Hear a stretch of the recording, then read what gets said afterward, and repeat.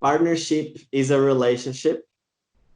It works almost like a love relationship. You need to understand how to listen to yourselves, how to read the other person.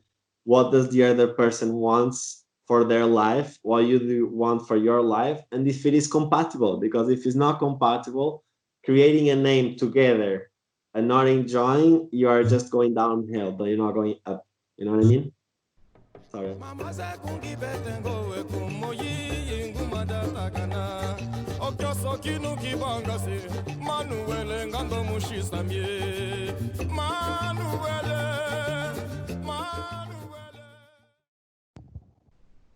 Hey, all right. So I am now on the line Hello. with Mr. Tiago Adegas, aka Tiago PrettyDancer, who is an international bachata and Latin fusion artist, dancer, as well as instructor. You were born and raised in Portugal, but you currently live in Madrid, Spain. And if I'm not mistaken, you started dancing around 12 years old. Is that correct? Yeah, it's very correct. Hi, everyone. And let me just say thank you for inviting me to this interview. Is really excited about this. Hey. And yeah, I'm a bachata teacher at the moment and salsa as well, but mainly bachata. And I started dancing with ballroom dancing with 12 competitions. And it's when I moved to the UK after for studies that um, I end up getting into salsa and bachata and kizomba as well. Hey, that's awesome, man. That's wonderful, man.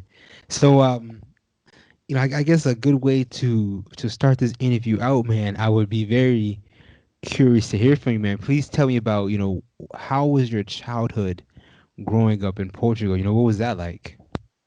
So Portugal was, I cannot say my childhood was not really was good. I liked it a lot. Simple. So I got the luck that when it comes to dancing, I started dancing with 12 because in our high school in Portugal we actually have dance classes. So as we have maths or Portuguese or English, we have to learn dance as well as a part of the curriculum. And we learn traditional Portuguese songs, music, dance, which my mom was already a dancer as well of that, and also ballroom. And funny enough, I actually liked the girl in my class, and I wanted to be a basketball player. I wanted to play basketball with my friends because all my friends were basketball players. But then she was like, "Oh, I need a partner to go try these dance classes. So do you want to come?" And I was like, "You know what? Yes," because I like the girl. And then we went to try the first class. Sorry, just 1 second, because we just saved two cats and they are not stopping. um, so she wanted to dance and we went. And funny enough, she hated it. She liked it, but she didn't love it. So she gave up after a month. And I loved it, so I stayed, and that's how I started. Basically, that was it. Okay, okay, man. Tell me this, man. I'm very curious to hear from you, man. I guess tell me what were some of your childhood hobbies? Were you always a dancer, or what did you enjoy doing as a child? So playing a lot, to be fair. I did play a lot on computer. I used to like to read. Now I only read technical books because I was always very into Criminal Minds series, and I have a background in psychology because I love that. But yeah, no, as soon as I started competing with 13, 14, all my hobbies was dancing. I will leave school, practicing, go, come back because it was literally my only hobby, to be fair. And my friends were basketball players. I didn't play basketball as good as them, not even close enough, so I wouldn't play with them. So so yeah, that was pretty much it. So we were basically just series and then waiting for the trainings, go to the trainings, have fun, come back home. And that was pretty my hobbies. I like going to the pool a lot, and I lived next to the beach, so that was nice. And that was pretty much it. I'm a serious guys. I'm from a big town, so I'm from Porto, which is the second biggest city in Portugal. So I'm a city guy. So we don't have all the gardens to play around. I didn't have brothers. I'm single child. So yeah, Okay, that was. okay. Now I understand that, man. Tell me this, man, real quick. How important was music in your household growing up? So my dad is not very into music, or at least that I know of. My mom, she was a dancer when she was younger. So she, as I said, she did traditional Portuguese song, but she was not already a dancer when I was born, so she stopped. Um, so we never, I don't think we ever, I don't remember at least, to ever listen to too much music. Or even the only thing I remember when it comes to music and dance in my childhood is in weddings I will kill everyone to be dancing all night. That's the only thing I remember. My mom tells this story all the time that I'm always dancing until no one can handle me anymore. But I don't think we had, like, my family only started, my mom always was with me, but my dad and the rest only started to go see me in competitions later on, not straight away in the beginning. My mom always, yes, but the rest no. So always I don't think I've had much music in my life. Dancing just appeared out of a random class in the high school. That was pretty much it. Yeah, okay, man. That's pretty cool, man. So let me ask you this then, man. Going back to, when you started to really fall in love with dancing, I guess it was the ballroom at that time. Yeah. Can do you tell me, if you can even remember, tell me about your beginner stage. What was it like learning to dance ballroom? Okay, so I remember to go to first ballroom before competition. You started social dancing classes. Um, I think in the beginning was a bit weird because I was very young and it was a more older generation in the classes. We had like two, but no one around my age. But again, I was there because of a girl. Funny enough, the story. Um, and what happened? So basically, we had a disagreement at some point. That's when she stopped dancing as well. And we had another friend that ended up coming with us, and I became the partner of that friend. So that was nice. So I did not have to give up. But because I didn't want to see that girl anymore, I changed to another school to have social dance classes, and then I wanted to do competitions. And competitions was nicer because it was a younger generation, so like right now, I don't really care. But before, when you are super young, 13, 14, 15, it makes a difference. Um, but I think like I always had older friends, and I think that has a big impact in it, which I don't mind at all, to be fair. I love it having older friends all the time. And that was pretty much it, really. Like I end up learning how to have, I think, more deep conversations than just uh, I don't even know what we have. Pokemon stuff back then. I don't know. I guess. I understand that, man. I understand that. I want a toy truck. What? But Santa Claus. Oh, hold on one second, Santa Claus. Hold you right back. Hey, if you could leave a like and subscribe for the show, that would be amazing. Let's get back to the That, episode. man. I understand that. So yeah, so you're growing up in Portugal. You kind of fall in love with ballroom, and then you say you started to compete. Is that correct? Yeah, so I started to compete. I believe, I'm not sure, but I believe 1 year after, straight away. Because I wanted Okay. to learn more. Like when you go over the 10 dances, then you're like, no, I want to go more than just social dancing, and I wanted to compete. Yeah. So tell me about that real quick. But tell me, what was it like? Learning to compete in ballroom at such a young age. What was that experience like for you? So I first I think was amazing because it gives you the discipline. Like it's just like I cannot say it's just like ballet because it's not, but it's like it has the same amount of discipline as well. You have to train for yourself. You have to train with your teacher. It's so technical when you go to the deep level of competitions. It's so technical, and when you really want to win, that you have to change your mindset. You cannot just go there for fun, um, unless you become competitive, and competitions is fun, which is my case. But you know what I mean. So I think yeah, it was about the discipline that he gives us. Like at some point I wanted to learn ballet, so I don't remember. I think it was like around 16 or 15 years old. I ended up going to ballet classes just to know how to point my feet. And I would go to ballet classes and straight away to the ballroom classes and straight away when I get home to practice a bit more before going to bed and then school in the morning on my own. So I do think it gives you discipline. We have trainings, depends the phase, but in the beginning we had trainings 3 times a week, I believe, and then it became to be five, sometimes six. So yeah, it was interesting.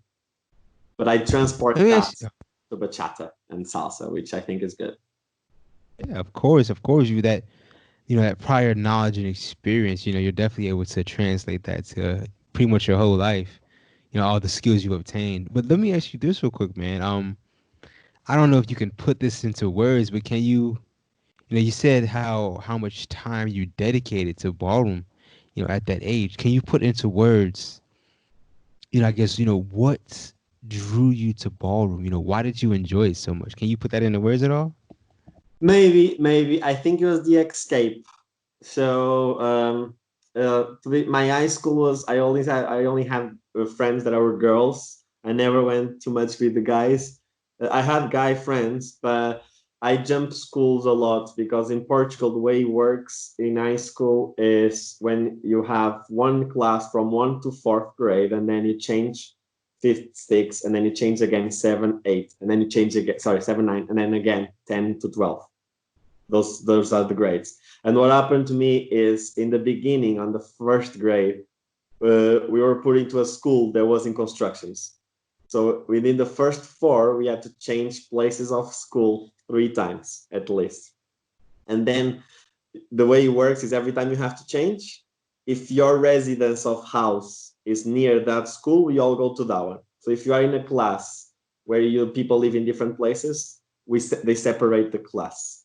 Okay, and I was separated almost every time to the point that on the 9th grade, the 7th grade, where you already have your friends for longer, I was completely separated alone to a new class.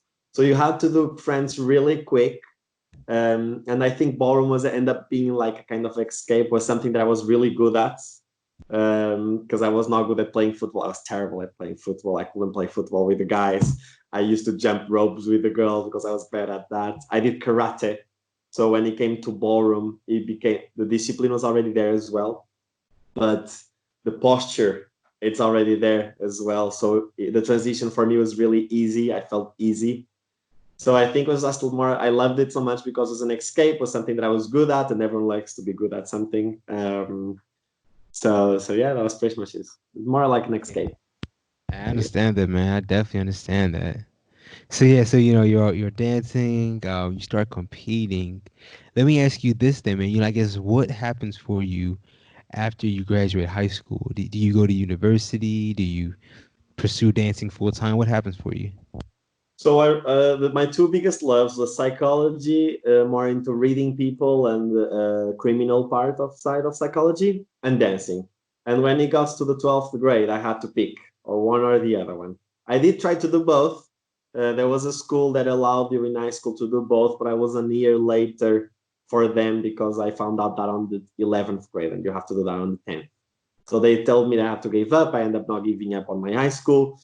So I didn't know which one to pick because in Portugal, you live saying that dancers don't make money, dancers don't make money, dancers don't make a living out of dance. They always have to do another job. All my ballroom friends and in my team, I believe only two lived out of dance, without counting my teachers, of course, but only two. So I didn't really know, like, you are a kid, you listen to these things saying you cannot, you cannot. So I ended up picking psychology, and I moved to Coimbra because I really wanted to grow up and leave my parents' house. So I have divorced parents, so I wanted to leave my mom's house. I love my mom, but I wanted to grow up, for myself. So I changed to another city to study psychology, and that city didn't have ballroom classes at that time, competitive team. I was invited to go to Lisbon to practice, but I had to travel to Lisbon.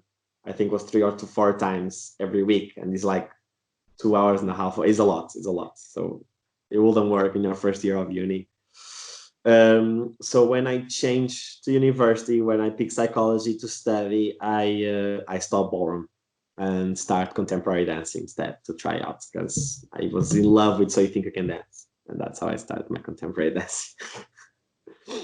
Okay, man. Yeah. So yeah, you unfortunately are, forced to give up on ballroom and you start up contemporary, man. And so tell me, I guess, I don't really know too much about this, but were you able to translate, your skills and experience from ballroom? Were you able to translate that to your contemporary? Oh Your yeah, contempor- okay. yeah, totally. Like a lot of even in the, now in bachata, sometimes people can understand that I'm from a ballroom background. I can totally tell you who is from the ballroom background the majority of times. Um, and it's not just about the posture. Like the posture is slightly different. We are slightly more straight, maybe, but it's also the type of movements, how we work, what we work. 'Cause we all translate, you know. And when I went to contemporary, I always want to put that bit of Latin thing going on in contemporary. Sometimes you have to lose to create more movement, and that was a bit of hard moments I had sometimes. Um, but because it was so different for me, social dancing and dancing alone is so different that it gives me a different emotion and different experience being in the contemporary world. So I end up learning how to combine both without destroying one or the other one, you know. And that's why I work so much on fusion side of areas because I came out from different backgrounds. Um, when it comes then with partnering up with some a girl that I will tell you later, Jessica, that she was also from another background that we wanted to try to evolve dance using a bit of everything to see what it works, what it doesn't, and those kind of things. Yeah. I think that's really cool, man, because I guess what you bring from your past, all those experiences, it really influences your style, correct? That's your style of dancing, right? Yeah, I think the ballroom gave me the speed and discipline, and contemporary gave me the smoothness, you know, like in leading as well. Because you have, when you do partner work improvisation in contemporary, you are not leading, it's more connection.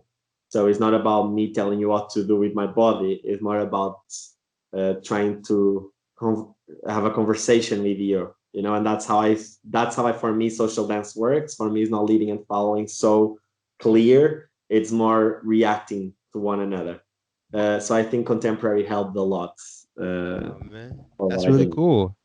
That's really cool, man. I think so. I'm very curious to hear from you, then, man. You get into contemporary, man. Um, I guess when and how did you get introduced to partner dances? When did that come about? Okay, so salsa and bachata, you mean? So what did you first start with? Did you first learn salsa and bachata? So partner work was in ballroom straight away. Of course, right, right. Exactly. So yeah, Then salsa and bachata then. see, and then what happened was, so I was in university and I finished my bachelor's degree, and I wanted to do a specifically master degree that only exists in Manchester. Okay, it's with a company called Emotional Intelligence Academy, and I really wanted to that, so I applied. I only applied to them. I got lucky to got in, so I was really happy about it. And when I moved to the UK, I didn't know anyone unless one person, which it was the cousin of my best friend, and she let me stay with her until I find a house. And what happened was that she was a dancer.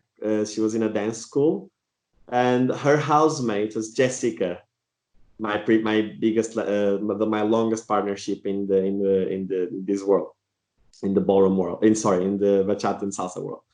And what happened was that Jessica was like, "Oh, I want you to try salsa and bachata, blah blah." And I was like, "No, no, no, no! I want you to try ballroom first."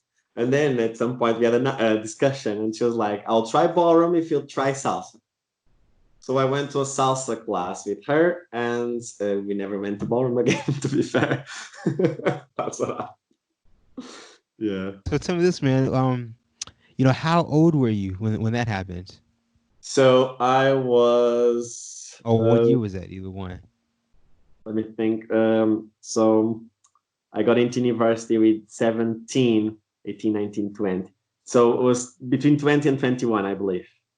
Okay, sure enough, man. It So was yeah, like so you 5 years start ago. I'll bullet five. now. Okay, about 5 years ago, about 15. 5, 6 years ago, yeah. Okay, sure enough, man. So yeah, so you meet your future dance partner. You start. in your beginner stage of salsa and bachata, tell me, man, what was it like learning salsa and bachata? What was your beginner stage like? Oh God, okay, that's an interesting story. So Jessica already knew a bit of salsa.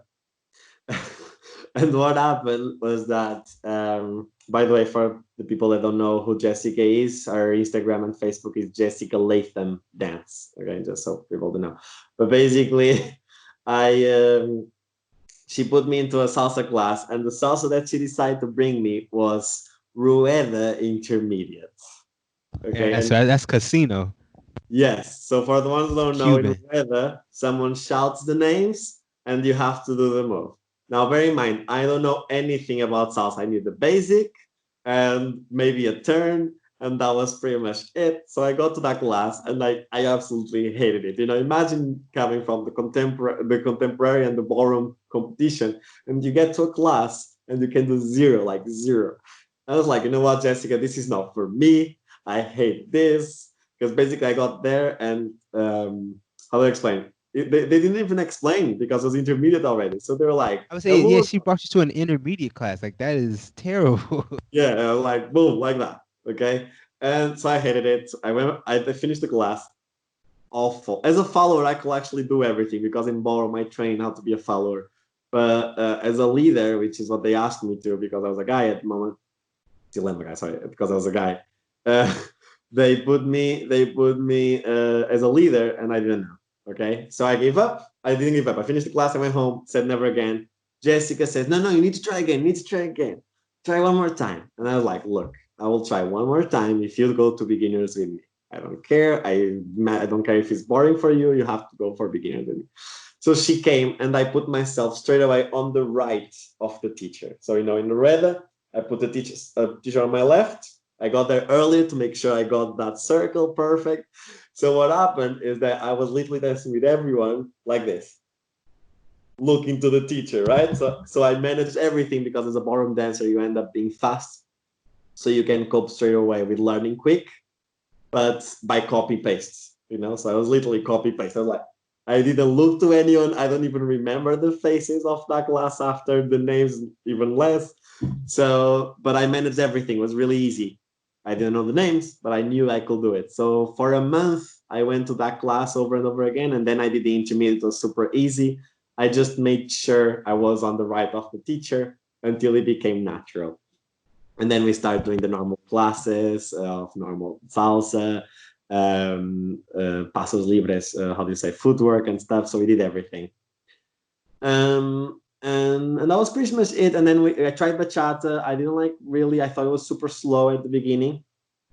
But then I had a teacher called James Phillips, and that teacher, so he's more into the bachata central, but he back at that time he does what for me bachata central is now, which is a combination with modern and centrality in there. Okay, instead of just being central moves, is a bit of more arms technique, more movement. Uh, so yeah, I think he explained me what bachata can be. Like the new forms of bachata. Like how can we listen to music? And we understood. Me and Jessica understood that we can go so far playing around with bachata and our background because mine was contemporary and ballroom, and Jessica was ballet and jazz and tap. So we could try to combine everything, and that's when I completely fall in love with bachata. In love, and that was it. I understand that, man. Yeah. So, yeah. So you're on this journey, man, from ballroom to contemporary to Latin styles, man. And so you're taking classes and everything. And I guess, um, when when did you and Jessica, when did you all, I guess, decide to become a partnership? How did that come about? Oh, I think that was straight away in the beginning. So when she asked me to go to the classes, and then we realized I really liked it and she loved it as well. What happened was that we wanted to practice a lot. Like we wanted to become better super quick because we were already professional. Well, I wasn't a professional dancer, but she was becoming a professional. She was studying it to be a professional dancer. I will already try to give some classes in the ballroom world. Plus, I did an what's the name? A course to be a teacher. So we wanted to become better. We really liked it. So what happened is the owners of the school, they let us the studio for free in exchange of us give a class there. Of course, we wouldn't teach salsa and bachata back at that time, but we decided to teach body isolation class for the Latin world, which we could do it, and we were good at it a lot. So what we decided was that in exchange to have the classes for free and the studios for free, we will teach a class there. And me and Jessica, I was finishing university, the master's degree at 5 o'clock, and she will finish her school at 5 o'clock. So at 6 we were there practicing, and we will go until midnight, 1 a.m. in the morning. We will order pizzas. So every day for six for around like a year, I think. We were training like every day, 6 hours to 5 hours per day, non-stopping. Then the other teachers start joining us. The guys who teach me, we also become teachers for them, so we will swap classes. It was amazing because we were like 5 or 6 dancers trying to improve themselves together. It was awesome, awesome. Let me ask you this real quick, man. For someone who is, let me ask you this. For you have this partnership with Jessica, a dance partnership, which I'm pretty sure can be very difficult at times, man. For someone who, for a couple that are in a partnership, a dance partnership together, man.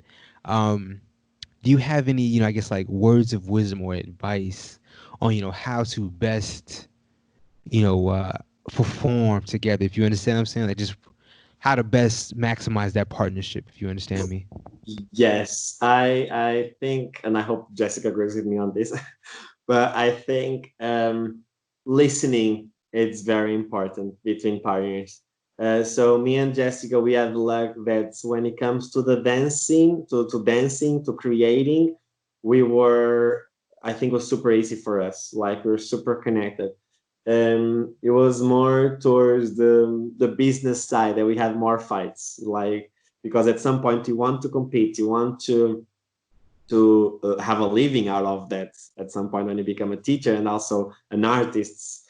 And I think we didn't agree. We almost always agree on dance parts. I think was natural to us. And then when it comes to the business side, sometimes it's not compatible. So you have to make sure you have a partnership that works for both. And I still work with Jessica sometimes. I love to work with Jessica. Um, but yeah, I think we just grew to different views. And at some point, I also think it's important to know when to stop a partnership, because one thing is building up a partnership with you, okay, but then relationships get into the way when you're not together or if you are together. So you also need to listen to yourself and make sure like this is more than just life is work. It's sorry, opposite. It's more than just work is life. So you need to know when you are going to the right place together, or if you have to separate. I think my tip for everyone is partnership is a relationship. It works almost like a love relationship. You need to understand how to listen to yourself, how to read the other person. What does the other person wants for their life? What you do want for your life? And if it is compatible, because if it's not compatible, creating a name together and not enjoying, you are just going downhill, but you're not going up. You know what I mean? Sorry, I'm getting texts and I'm on my Skype doesn't work on my computer, so I have to do it on my Now you phone. good. Now you're fine. You're fine, man. And what you just said is very true, man. A partnership is like, it's like, you all are a team, and so the communication is super important, man. Just like any relationship. So I definitely understand that, man. I definitely do. So yeah, um, you get into this partnership, man, and I guess, what was your goal at that time? Was it to become professional dancers, or was it just, to have fun?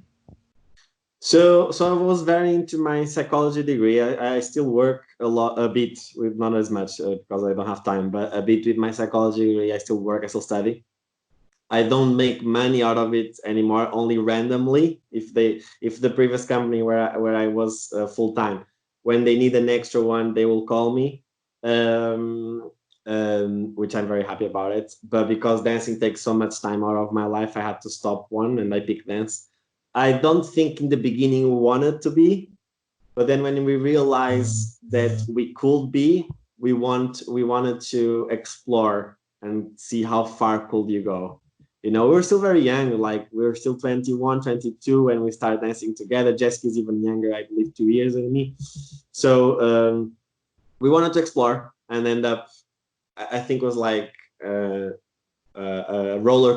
sorry, a snowball that put us into it. And then after the world champion, we had to continue because like everyone was calling us and everyone wanted to learn from us. We were like, yeah, let's do it because I love this and she loved it. So yeah.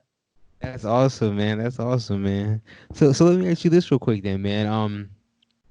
You've been dancing, since you were 12, man. So you have plenty of experience underneath your belt, man. Let me ask you this: what are some things that you've learned from dancing that you're able to translate to your everyday life? I think discipline is very important. I always talk about this, but I'm from the ballroom world. I'll talk about discipline a lot. Um, but I think connection is the most important I take because I also do psychology, so it might come from the psychology world. But I think dancing teaches a lot how to listen without having to deal with words.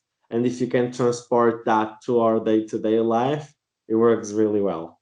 Um, and I think also what put me a lot into my life is that, for example, I came from a place where I didn't know people from other races, people from other countries. I never had much contact. And when I become a dancer and start traveling, I start meeting people all over the world, completely different cultures. And when you end up going to dance and start dancing with them, you completely forget the different cultures. You're just connecting to another body, another person, another soul, So you completely disregard where when it comes to where that person comes from. And I think if you bring that to your day-to-day life, which I do, uh, the misconceptions you have to another cultures or another people or another body physique, goes down considerably because we all have um, preconceptions that not just your parents but your social day-to-day life creates when you are younger.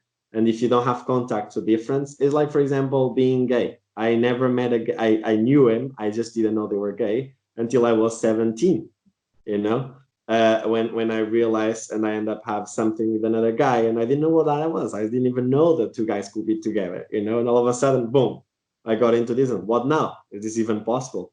And I think dance brings that the reducing of misconception a lot of people have from another one.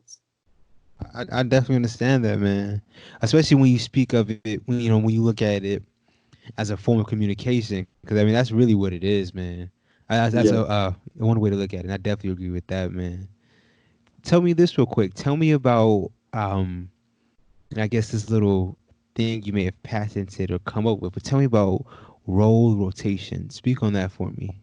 Okay, so I love to do leading and following as much. I don't like one more than the other one when it comes to bachata and salsa. And basically, for me, dancing works as a conversation as we talk. And for me, the leader is asking a question and the follower is answering to that question. Okay.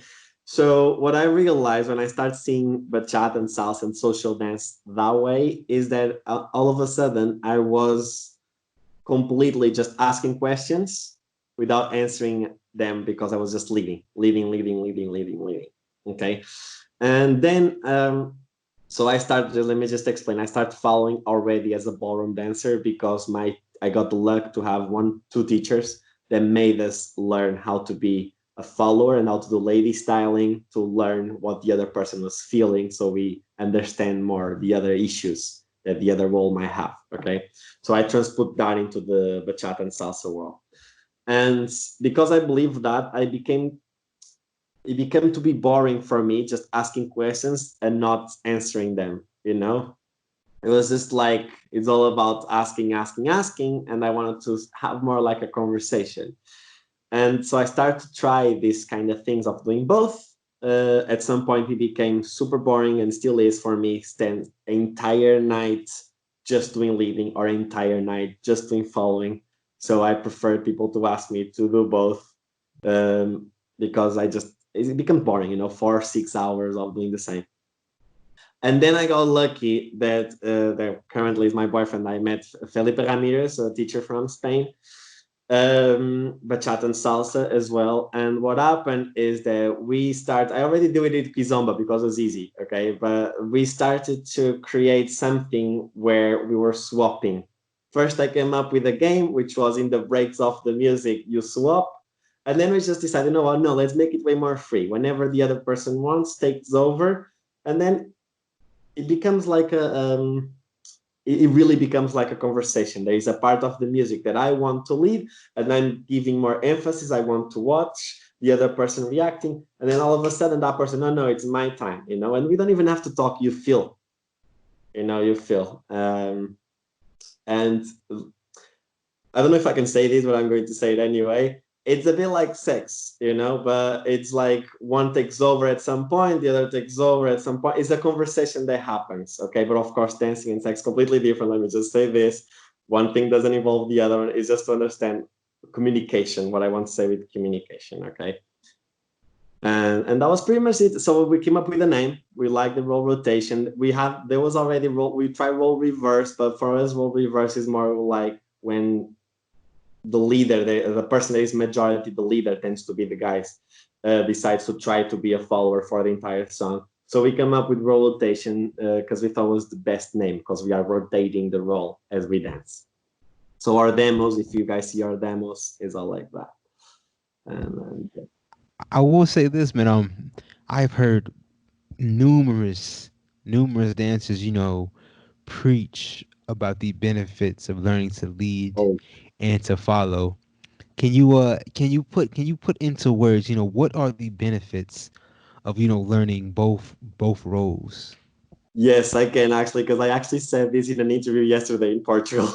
So I divided in four things that I think is the most important we can put. Versatility, because whether you want it or not, by being a follower, your body is doing different things. And if you haven't experiencing the other role, I can tell you is a completely set of different skills. So it feels like a completely new dance, being a leader and being a following. And that's why when you try both, it's like going back to beginners all the way again, because it is different skills it's a skill that you have to train from the zero. Okay, so versatility is extremely important. Plus, one thing that a lot of people, I don't think they realize, unless they think about it, is normally lady styling, for example, and you don't have attention to be a follower. You don't have to do lady styling. You can be doing man styling and being a leader. And to be a leader, you don't have to do man styling. You can do lady styling and be a leader and be in high heels. But I think people don't forget that when it comes to lady styling, you end up stretching way more arms. Your body does way more stuff than men styling does. So letting your body do way more becomes you more versatile. Your body becomes more movable, mobile. So you end up become a better dancer, whether you want it or not, because your body is doing different things. It's like trying different styles. So versatility, I think, is super important. Then we have the fact that you don't have to wait in a dance class, which we all hate. I think no one likes this. I don't know anyone. If there is, please tell me, because I don't know anyone that likes waiting on a dance class. Okay. But you'll never have to wait. You go to a class, there is an extra guy, be a follower. There is an extra girl, or there is an extra leader. Sorry, there's an extra leader, be a follower. There's an extra follower, be a leader. You don't have to wait. You train way more. You learn way more than just being there looking at the other people. So that's super important as well. Then probably for me, the most important is the respect for the other role. Okay. The respect for the other role, because and as a teacher, from different countries and having regular classes or even festival classes in different countries, you realize that a lot of men think that the girls has the fault, and a lot of girls think it's faults of the men. So in a class, when a partner doesn't work, they all start to blame each other instead of blaming themselves sometimes, and I think that it's because of that. They don't understand how it is to be on the other side. So how can you tell or teach someone or even learn someone and correct other person if you don't know what they are doing? It's completely different. Like, so I think you end up getting way more respect. I think the sexism on the dance scene will reduce a lot. There is a lot of guys that only dance with pretty girls, or a lot of girls that only dance with pretty guys. Everyone says no to everyone in a lot of places, and I think that will reduce a lot because people will enjoy more, will understand more the dance, and they will respect, and I think respect is very important, and there is something that is getting better, but there's still lacking a lot in the dance scene. And I finally is literally getting better as a dancer. You get more versatile, you get more respect, you don't have to wait, and you get better. And I don't think you should be forced to do both, but I think you should at least considering knowing a bit of both. A bit you should know, and then you pick your favorite, and you have way I more want fun. to I want to add, man, real quick. It kind of goes hand in hand with what you said about respect, and what comes to mind for me is the word empathy. When you learn, how difficult in fact it is to lead, or how difficult in fact it is to follow. You start to gather empathy for your partner, and empathy for their mistakes, and empathy for their strengths as well, man. So I definitely understand that, man. Yeah, I think Let me let me just add this. I also don't, and a lot of people say this, but I don't believe that you have to know both to respect the other partner. It's not what I'm saying. What I'm saying is a lot of people don't respect the other partner. And I'm not almost, I know 100% sure if they knew both, they will respect the other partner way more, and there wouldn't be, like, for example, here in Madrid, we have a big community of LGBT, and a lot of people think doing both is related to sexual orientations. But the amount of texts I get, especially from straight men, they want to learn how to follow to become better dancers, but they don't do it because they are afraid to be perceived as gay. It's incredible. Like I only posted one because they let me. But yeah, I get so many texts saying I don't want to do lady styling, so that's why I don't do following. I don't like lady styling. I'm not a feminine guy. I'm a straight dude. I go to the gym every day. And I'm like, you don't have to be a lady to do a following. It's a completely different set of skills. It's not related, and it's a shame. It's a shame because the people become way more smooth when they do both because they understand that you don't have to use force to lead. They become faster as well to reactions because they know double whether they want. They know what's going to happen on the other side way better. So they start enjoying way more the following, because when you understand the following, it's when you can start enjoying the styling of the other person. So if you are a leader and you know what's going to happen on the following, and then they come up with something different on the styling that you are not expecting or you've never seen, you go, whoa, that was amazing. And this is a problem that I'm starting to have a lot with people that just do one or the other one when I dance with them, both as a leader and as a follower, is that everything is predictable. Like, it's almost, I already know what's going to happen. And this happens everywhere in the world, especially with dancers that only do one style. That's why, for example, I like London so much, because they are the best dancers in London. They are from different backgrounds, so they all dance differently, but they all lead perfectly and they all follow perfectly. But then you look at it and you're like, whoa, you know. And and and when you dance with people that do both, they normally are more creative as well. So it's more interesting for me. Yeah, definitely. Yeah, I definitely understand it, and I mean, I think it makes sense that some of the best dancers out there, they cross train. They have backgrounds in multiple dance styles. It only makes sense because you just have so much more experience and knowledge to draw upon to help induce that creativity. Yeah, So definitely. I definitely understand that, man. I definitely understand that. I'm curious, man. You said you live in Spain now. Um, Mhm. you know, people, and I guess men. I guess men being afraid to learn how to follow. Is that just from like I guess the word, the machismo of that, of Spain, or like people, like what is that? I think is an again one of the other preconceptions that people might have. I don't think it's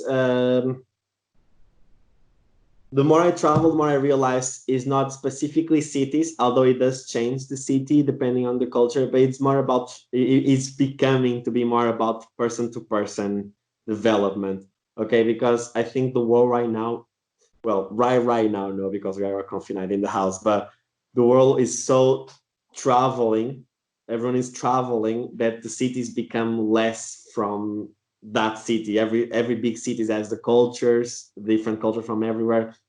So, for example, here in Spain, it's in Madrid specifically super normal to have guys dancing with guys, girls dancing with girls, girls dancing as a leaders, guys dancing as a followers. It's super normal, but you still have people that say no, and like it's a shame, but it's either you're not forced to dance with anyone that you don't want. In Manchester, for example, when I moved there, no one you wouldn't see two guys dancing together, and then me and my teacher started dancing so much together because we wanted to learn both that people it became natural there. So all our students, me and Jessica have classes that they had to knew both to go to intermediates.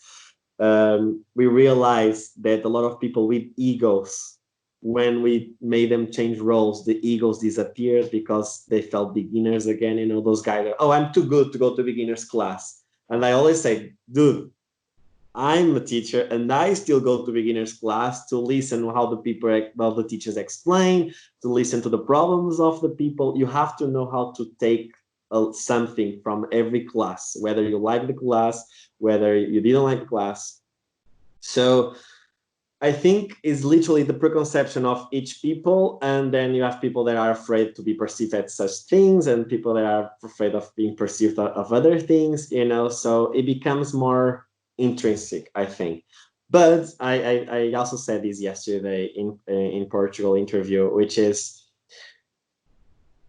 this is a culture that has been like this for a lot of years, and I think it starts in the classrooms where we as a teachers, and I also made those mistakes sometimes, we go guys to one side, girls to the other side.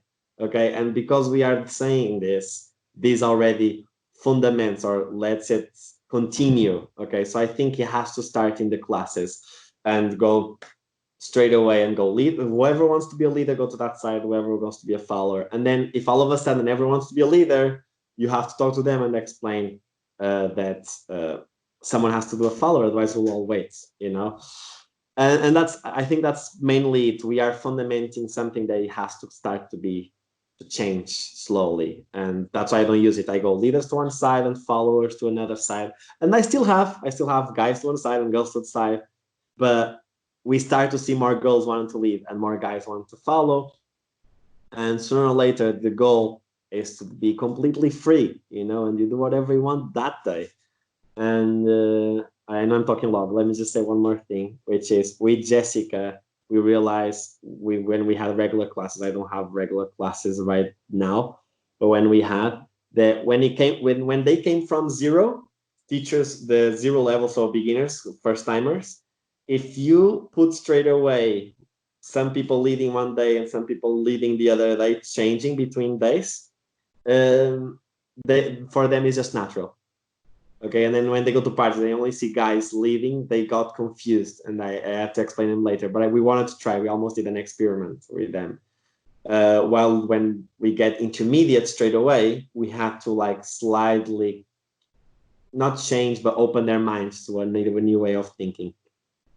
So yeah, I think it starts in the dance classes, and I know a lot of people, guys to one, girls to one is easy. but it's easy. But for sure, you'll have someone in the class that wants to be the other role, and they are not being because you didn't let them straight away. Well, what you said without realizing, and that's it. And I think that's super true, man. Yeah, when you separate them by gender, guys on here, girls on here, you're not giving them a chance. But when you say leads and follows, you give them the opportunity to decide, what they want to do. So yeah, that makes 100% for all the sense in the world. That makes sense. Yeah. um, I guess let me ask you this real quick, man. I want to real quick try and give some value to dancers out there, man. So I want to ask you just a couple of quick questions, man. Mhm. So for someone who is a beginner in a dance, and they're just starting out, but they feel like they're not getting better, like they're stuck in this beginner's ruts. What Okay. advice can you give them? So I will say to try different styles. Okay. So imagine that they are salsa dancers. I will tell them to try bachata and other social dances, or even get a bit out of the comfort zone and try a style that is not a social dance. Okay. Because social dance, it's beautiful to learn how to control your body, but if you just go to classes where you just learn move, move, move, and the styling classes will go once every festival or once every month, you end up not training your body, and you need to know how to work with your body first, in my opinion. uh, so definitely try different styles. It's something that I will go. Don't be afraid to ask the better dancers, or the more advanced dancers. Let me speak that way. To dance, don't be afraid to ask teachers to dance. Look, I love to dance with beginners just because you understand first. They always smile when they're not nervous. If they're nervous, I think it's cute. So I end up like trying to make jokes or fun with the moves to make them feel more comfortable. And second, it's mainly because you end up understanding, if they are following, for example, how good is your leading, or what can you do differently in your leading to make that follower follow. Plus, that person, you as a beginner, if you want to learn dance with them, you end up understanding better. Like the problem with beginners is they've done so much with beginners that it takes a bit longer to advance. So I don't think they should go to more advanced classes. I do think they should dance with more advanced dancers. So one thing that we do a lot, for example, is when in a class that is settled, the number of people, we invite dancers from other levels to come for free and just join, whether are leading or following. You know what I mean? Um, so they can help the class. And for example, in my boot camps, I have boot camps of technique where I just teach technique, and I'd offer them for free for teachers, because it's a plus, like it's a plus to my class to have teachers there because they will help the class. They might put some input. My boot camps is, I think that's come from the psychology world. It's not just me talking, you listen. It's more like learning with each other. I have my exercise, I teach what I want to teach, but then having teachers there, putting inputs. I talk a lot about respect in my boot camps as well. So yeah, so I think it's important for beginners to try different styles and dance with other with lead, and go to classes because a lot of them try a few classes, they think they're amazing because they already know how to do a turn, and then they stop going to classes and they just go to parties, and that's a mistake. Now, all three of those are very, very true, and they're very, very helpful, man. Let me ask you the continuations to that. For someone who is an intermediate and they Mhm. want to get to that advanced level, what does it Mhm. take for them?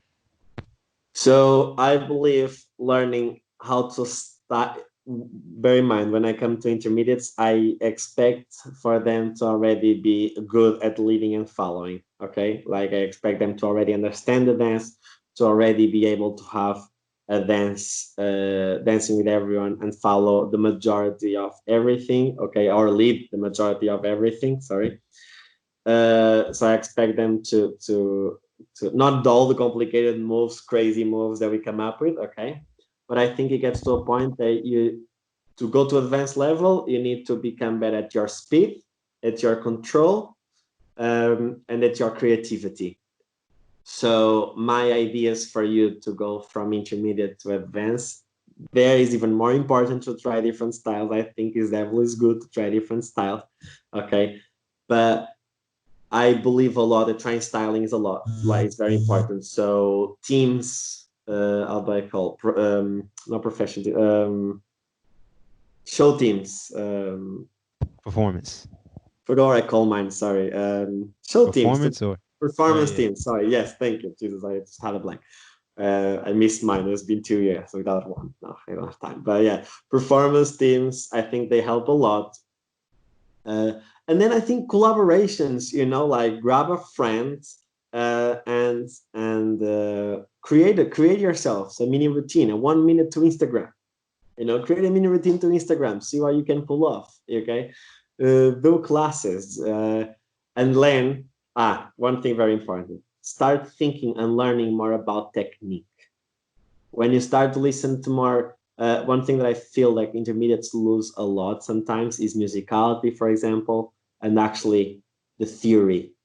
Because beginners, I believe that a lot of them don't want to learn the theory straight away in the beginning, and I agree. I teach them as I go, but I don't stop and teach them about technique. Um, I don't do a full month on technique. So that's why I created my boot camps, because they are only technique for 3 hours and it's very specific. Okay. But yeah, I think when it comes to intermediate to go to advanced, you need to understand the more intrinsic aspect of the dance. So learning technique, when you listen to technique classes, and it's not just about musicality or footwork. Okay. It's a technique to energy transfer, to how to create your own moves. How can you create your own moves? How can you distinguish stylings that you can do, that you cannot? Start putting more theory into it, because you'll understand the practical way more. I think that's it. I definitely understand it. I agree with it, man. Let me ask you this, man. When I say the word musicality, what does that mean to you? And how does one improve their musicality? Two-part Okay. question. Okay. So I'm a dancer, not a musician. Let me just say this, and I do have a specific. For me, they are not the same thing, dance and music, but we can use them together, and that's what we do. Okay. And the reason why I say this, and a lot of people go against me on this aspect of thinking, but this is my tools. This is what I use. Okay. But we use music, so music comes first. But we can dance contemporary with no music. We can dance with no music, so we don't need music to dance. It's music for me is what helps us connect in social dance specifically, is what helps us connect with the other person. So music has different range. Some music makes you feel happy, some music makes you feel sad, some music makes you feel nostalgic.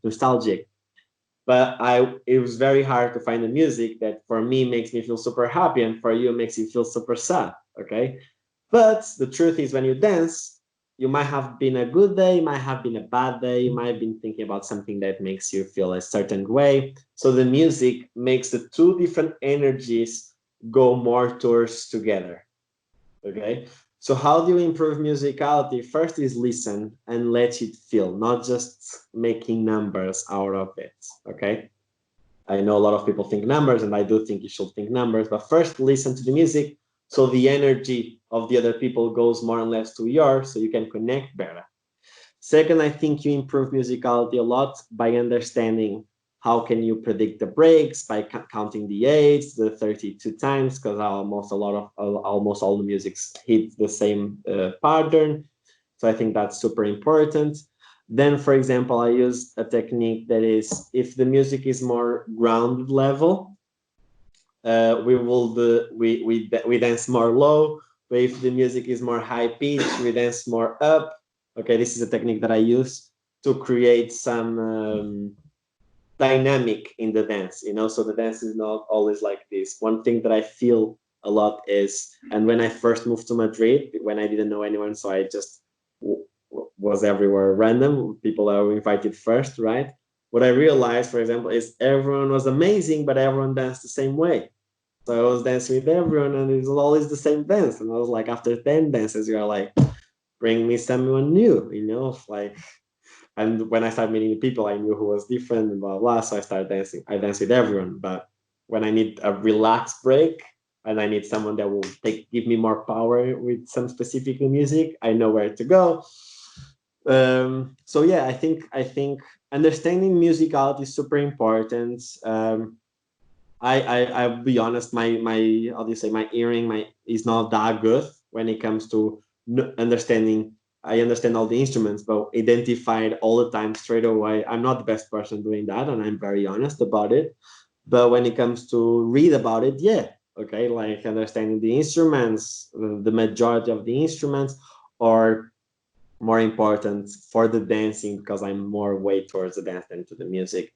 Understanding the count so your dance makes more sense, like don't give me boom boom boom boom boom super quick in the dance. Start slow, build up with the music because the music's build up, so build with it, and this kind of things. I think that's how you uh, understand musicality. What I'm really afraid is that a lot of musicality classes nowadays, it's just telling the instruments that happen to be in the music, and then you want to, and a lot of people say, oh, that's not a bachata because it doesn't have the four of the five instruments or whatever. But at some point you're like, look, I'm dancing bachata, I'm not playing a music that is bachata, so that's how I perceive things. For me, dancing and music, it is different, and I know a lot of people go against it, but it's what I do. I understand that, man. I definitely do, and it does make sense though. I definitely understand you. I understand that because you can dance without music, which is Yeah. a very valid point. A very valid point. Let me let me ask you. This will be the final question I want to ask you, man. Can you give me one tip Just that one. can Okay. make anyone a better dancer immediately? Immediately go to Immediately. go to classes.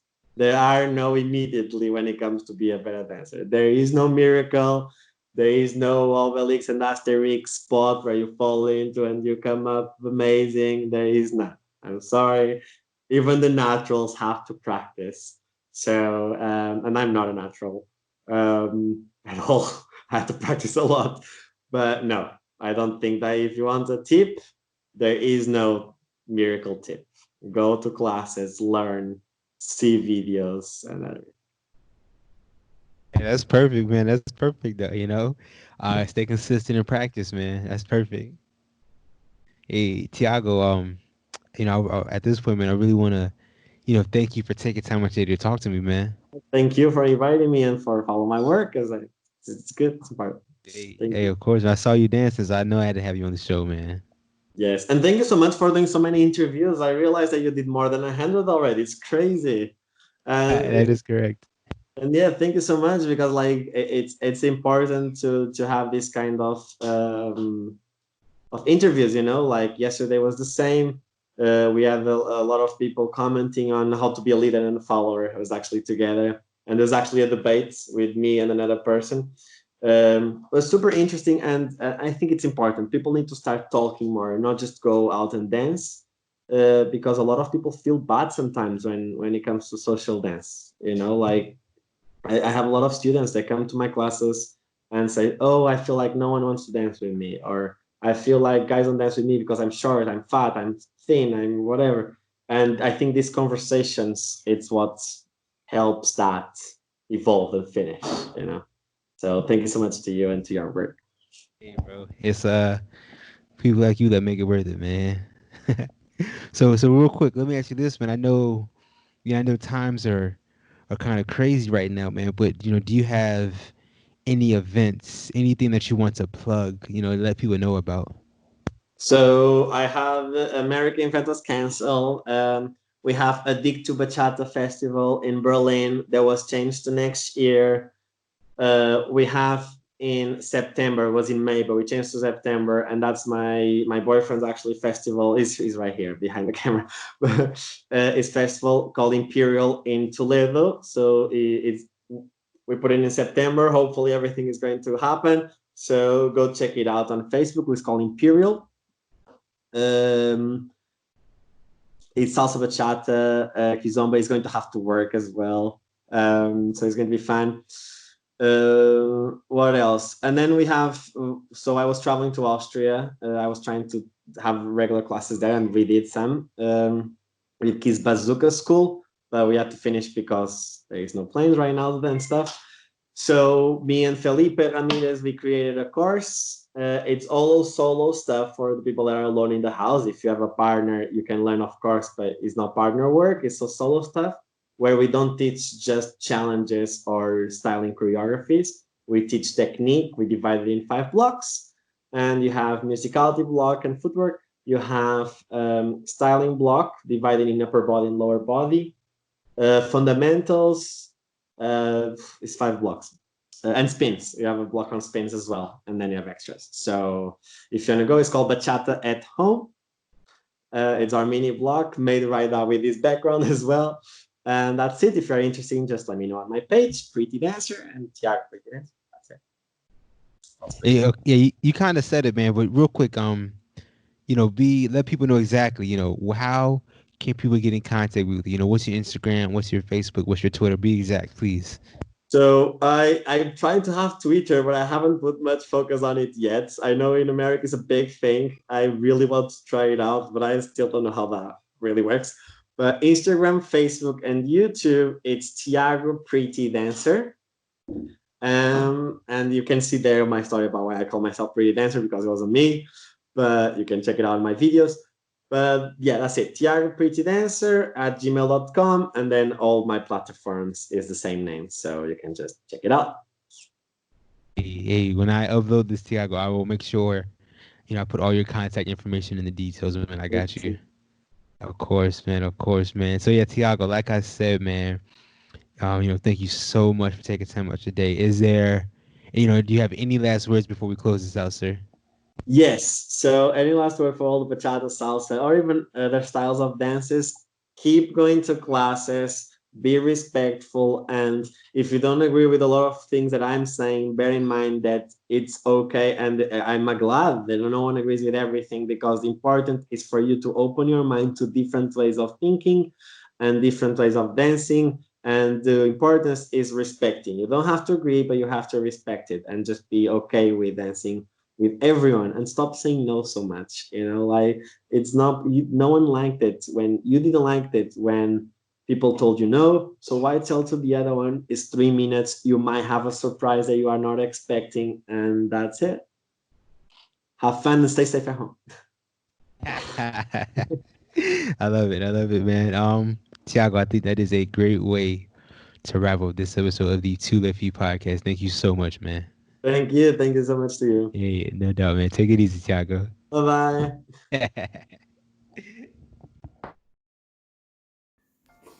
That's all it is.